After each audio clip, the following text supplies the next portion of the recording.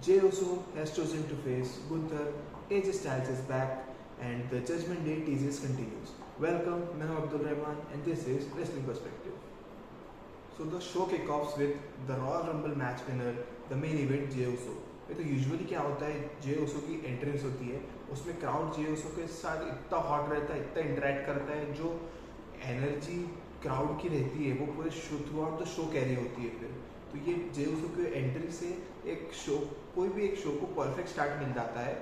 और एक बुकर के पास में ऑप्शन रहता है कि शो तो यहाँ से काफ़ी हॉट पे स्टार्ट हो गया है, अब बुकर के पास दो ऑप्शन रहते हैं कि वो शो को लो पे एंड करे कि हाई पे एंड करे। और यूजुअली अगर शो आपका हॉट पे एंड हो रहा है तो जनरली शो आपका हॉट पे ही लो होता है, बहुत ऐसा रेयर होता है कि शो लो पे एंड हो। ये जे ओसो की एंट्रेंस का एक एडवांटेज मिल जाता है कोई भी बुकर को कि वो शो को बुक कर सकता है कौन से डायरेक्शन में शो एंड होगा। अब यूजुअली क्या होता है, जे ओसो एंटर करते हैं, अपना पूरा क्राउड के साथ में हीट करता है, अनाउंसर टेबल पर जाता है, हीट करता है, पूरा क्राउड हीट करता है, अगर मन किया तो दोबारा से अपनी एंट्रेंस करता है जे ओसो। बट आज के दिन डिफरेंट था, जे ओसो अपनी एंट्रेंस करता है, उसका स्पॉट एक पक्का ही है कि वो अनाउंसर टेबल पे चढ़ेगा, अनाउंसर टेबल पे चढ़ के हीट करेगा, उसके साथ में PAT McAfee and Michael Cole heat करेंगे।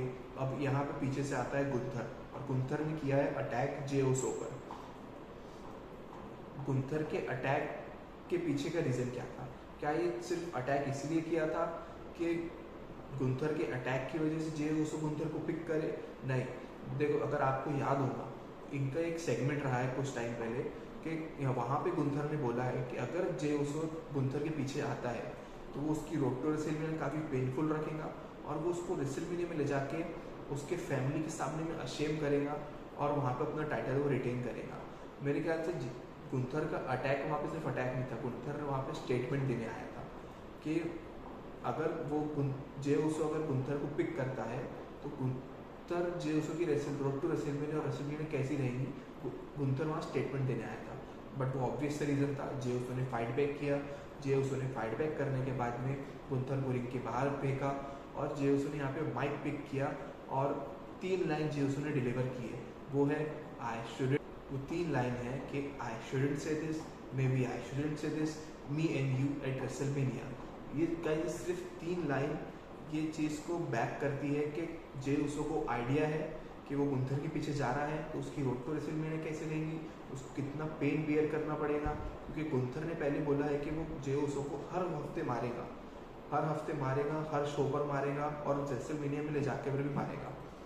अब यहाँ से जे ओसो ये 3 लाइन स्टेटमेंट देती है कि जे ओसो को रियलाइज़ है कि वो किसके पीछे जा रहा है, उसके पीछे कितना बड़ा उसको टारगेट अचीव करना है। अब यहाँ से ये चीज़ भी होती है कि क्या जे ओसो वो सुपरस्टार है जो जाके गुंथर को रेसलमेनिया में जाके डिथ्रोन करेगा और बन जाएगा न्यू WWE हैवीवेट चैंपियन। कि जे ओसो को सब क्या बुलाते हैं यूनिवर्स में, मेन इवेंट जे ओसो।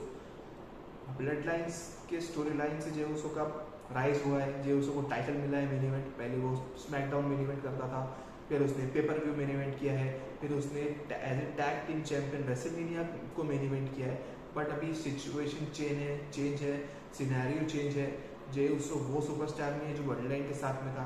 जे ओसो अभी काफ़ी बड़ा सुपरस्टार बन चुका है, वो WWE के टॉप हॉटेस्ट स्टार में आता है। जे ओसो अब टी शर्ट सेल कर रहा है, जे ओसो मर्चेंडाइज सेल कर रहा है, जे ओसो शो को फिल करा रहा है। लोग आ रहे हैं जे ओसो को देखने के लिए, लोग आ रहे हैं उसके एंट्रेंस का पार्ट होने के लिए, जो लोग इन्वेस्टेड है जे ओसो के पीछे। ये प्रूफ है कि जे ओसो का कितना बड़ा राइज हुआ है, कितना उसको लोग सपोर्ट करते हैं। क्या WWE ट्रिगर पुल करेंगी? क्या जे ओसो बन जाएंगे न्यू WWE हैवीवेट चैंपियन? ये तो रेसलमेनिया में ही पता चलेगा। क्या WWE गुंथर को, सबको पता है कि WWE गुंथर को एज ए टॉप स्टार देखती है, क्या गुंथर को यहाँ पे WWE रिटेन कराएंगी? जैसा अपन ने देखा है कि गुंथर और जे ओसो की स्टोरी क्या चल रही है, सैटरडे नाइट मेन इवेंट्स के बाद से वही स्टोरी चल रही है इन दोनों के बीच में कि जे ओसो बहुत क्लोज आ गया था गुंथर को हराने के लिए, बट वो वहाँ पे सैटरडे नाइट्स मेन इवेंट में हरा नहीं पाया। सैटरडे नाइट्स मेन इवेंट के बाद में जो रॉ थी उसमें जे ओसो ने आके प्रोमो कट किया था प्रोमो में जे उसो ने बोला था कि वो मानता है कि वो बहुत क्लोज आ गया था गुंथर को हराने के लिए, बट वो स्टिल बिलीव करता है कि वो गुंथर को हरा सकता है और बन सकता है न्यू हैवीवेट चैंपियन। तो यही स्टोरी के साथ में WWE ने जे उसो को रॉयल रंबल एंटर कराया था, ना कि सिर्फ एंटर कराया, रॉयल रंबल के विनर जे उसो रहा और उनकी यही स्टोरी कंटिन्यू हो रही है। अगर यहाँ पे जे उसो गुंथर को पिक नहीं करता और कोडी रोड्स को पिक करता, तो यहाँ पे वो हो जाती कि जो तूने इतना सब सेगमेंट में बोला है, जो तूने प्रोमो कट किया है, फिर एट द एंड ये वही बात हो जाती है कि तू मानता है कि तू गुंथर को बीट नहीं कर सकता, इसलिए तू जा रहा है कोडी के पीछे। तो इसीलिए ऑब्वियस था कि गुंथर और इन दोनों का ही मैच होगा, जे का मैच होगा रेसलमेनिया में। अब देखना ये है कि क्या WWE जे उसो को चैंपियनशिप जितवाती है, क्या वो गुंथर को रिटेन करवाती है, क्योंकि लास्ट रेसलमेनिया 39 में क्या देखा आपने, कोडी रोड्स आया था, कोडी रोड्स हॉट था, बट वहाँ पे रोमन रेंस ने रिटेन किया था टाइटल। बट कोडी रोड्स और जे उसो के जो सिनेरियो है वो काफ़ी डिफरेंट है, क्योंकि जब कोडी रोड्स को WWE ने टाइटल हराया था, उनके पास एक पूरी एक स्टोरी बिल्ड करने के लिए थी, पूरा प्लान था कि नेक्स्ट ईयर में जाके नेक्स्ट ईयर तक की स्टोरी कैसे चलेंगी और वहाँ पे जाके कोडी रोड्स रोमन रेंस को डिथ्रोन करेगा। वो WWE के पास पूरा एक प्लान था। बट यहाँ पे जे उसो के साथ में ऐसा नहीं है। जे उसो भाई 14-15 साल से WWE में है, उसने काफ़ी चीज़ें अचीव करी है, अभी उसका सिंगल्स रन चल रहा है, तो सब लोग जे उसो से फेमिलियर है। जे उसो के साथ स्टोरी जो इमोशनल अटैचमेंट है, जो ब्लड लाइन के साथ में जे उसो के साथ में जो अलग इमोशनल अटैचमेंट फैंस का जनरेट हुआ है, तो ऐसा हो नहीं सकता, ऐसे चांसेस बहुत कम है कि जे उसो जाके वहाँ पे मैच रेसलमेनिया में मैच हारे। जहाँ तक के मोस्ट चांसेस यही है कि जे उसो रेसलमेनिया में जाके अब गुंथर को डिथ्रोन करेगा और बन जाएगा new WWE heavyweight champion of the world. But यहाँ पे एक मैच जो इनका स्टेटस पे, इनके मेन इवेंट स्टेटस पे क्या बोलेंगे फैक्टर प्ले कर सकता है, वो डिसाइड कर सकता है कि जे उसो और गुंथर का मैच मेन इवेंट होगा कि नहीं होगा। क्योंकि भाई अगर कोई रॉयल रंबल जीतता है तो जो रॉयल रंबल विनर है वो उसका राइट है कि वो कोई भी चैंपियन को चूज़ करेगा और उसको मिलेगा रेसलमेनिया में मेन इवेंट वो चैंपियन के खिलाफ में। तो स्टोरी जो है, जो रूल है, उसके हिसाब से तो गुंथर और जे उसो का नाइट 1 में मेन इवेंट होना चाहिए रेसलमेनिया में।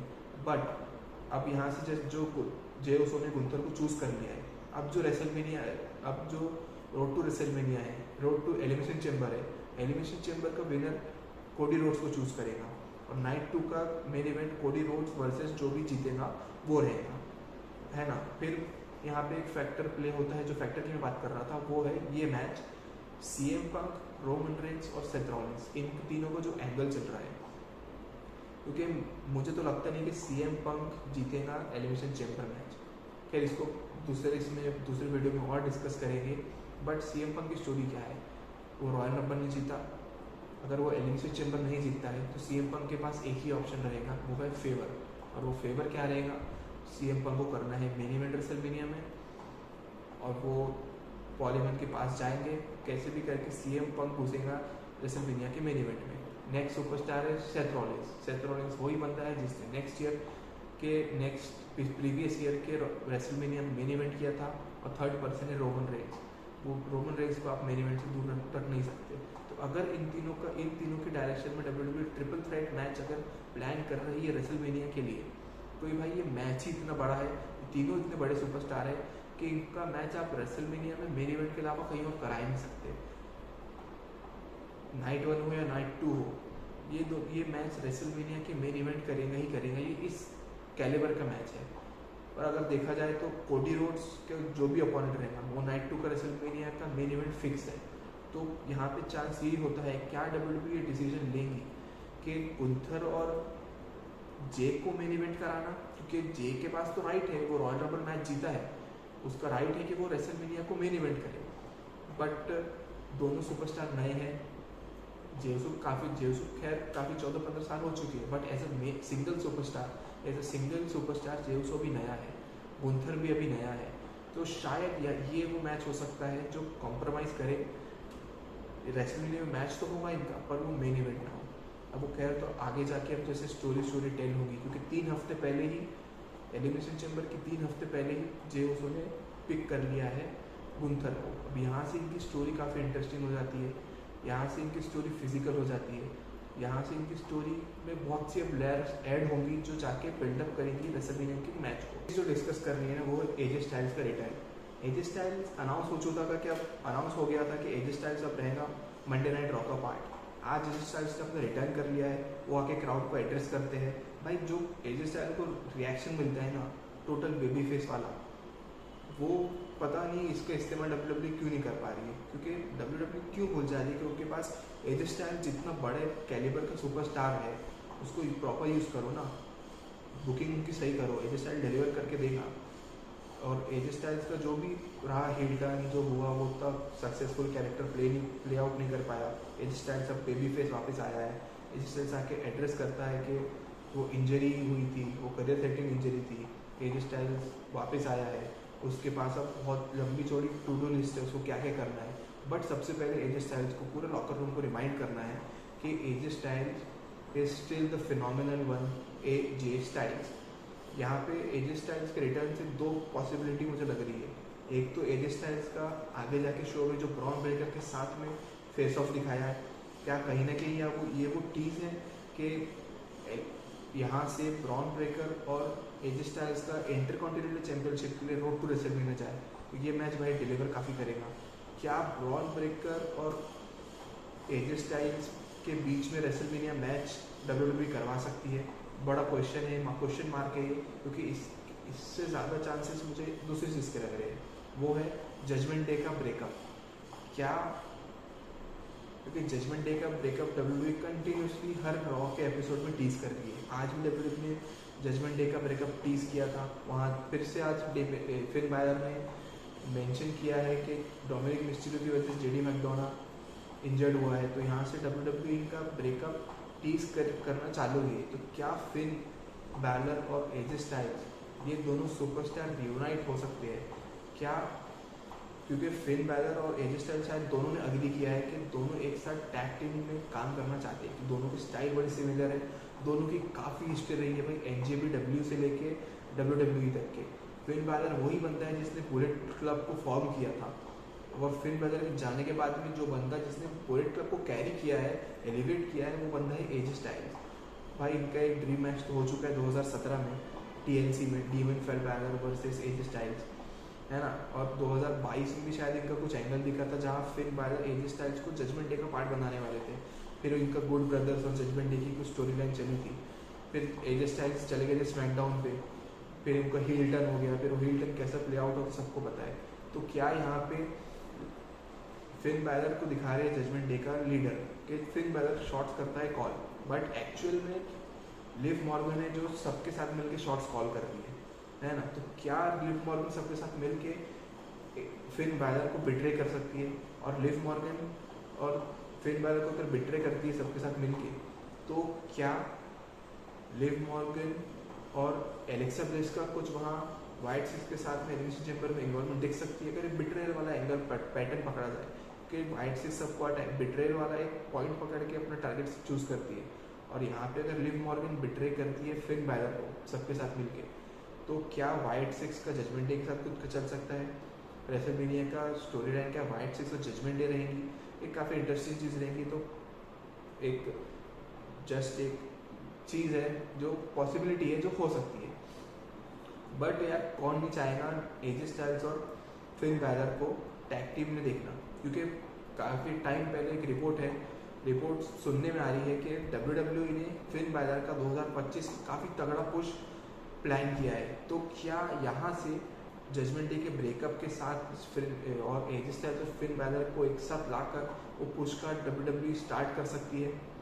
क्या फिन बैलर का पुश हो बट उसमें एजे स्टाइल्स इन्वॉल्व ना हो, और एजे स्टाइल्स और ब्रॉन ब्रेकर का अलग सेगमेंट चलता रहे रेसलमेनिया के लिए, और क्या पता एजे स्टाइल्स जो अपने आप को प्रूव करना है वो ब्रॉन ब्रेकर को हरा दे, वो बन जाए इंटरकॉन्टिनेंटल चैंपियन और अपने आप को प्रूव करे। बट अल्टीमेटली मेरे ख्याल से रहेगा एजे स्टाइल्स इंटरकॉन्टिनेंटल चैंपियनशिप के पीछे ना जाते हुए वो जाएंगे मेन टाइटल के पीछे, क्योंकि एजे स्टाइल्स तो बड़ा सुपरस्टार है जो अगर प्रूव करना है अपने आप को तो वो जाएगा मेन टाइटल के पीछे, ना आईजी टाइटल के पीछे। देखते हैं आगे की स्टोरी लाइन कैसी प्रोग्रेस होती है, कैसी प्ले आउट होती है। बट फिन बैलर और AJ Styles as a tag team बहुत ही बढ़िया चीज़ हो जाएंगी अगर ये करंट फैंस को देखने मिले। ये ड्रीम टैग टीम है देखा जाए तो। फिन बैलर और एजे स्टाइल्स एक ड्रीम टैग टीम मैच है। अगर कोई भी आप WWE फैंस उठा के पूछ लो, उसको ऑप्शन दो कि कौन से तुम सिंगल सुपरस्टार्स को एज ए टैग टीम देखना चाहोगे, तो भाई बहुत से लोग बोलेंगे कि एजे स्टाइल्स और फिन बैलर, क्योंकि इनका स्टाइल भी बहुत सिमिलर है, दोनों की हिस्ट्री रही है, दोनों की केमिस्ट्री भी काफ़ी अच्छी है। तो देखते हैं अब यहाँ से एजे स्टाइल्स की रोड टू रेसलमेनिया में कैसी रहती है, फिन बैलर की रोड टू रेसलमेनिया में कैसी रहती है, ओवरऑल जजमेंट की रोड टू रेसलमेनिया में कैसी रहती है। अब वो आगे फर्दर शोज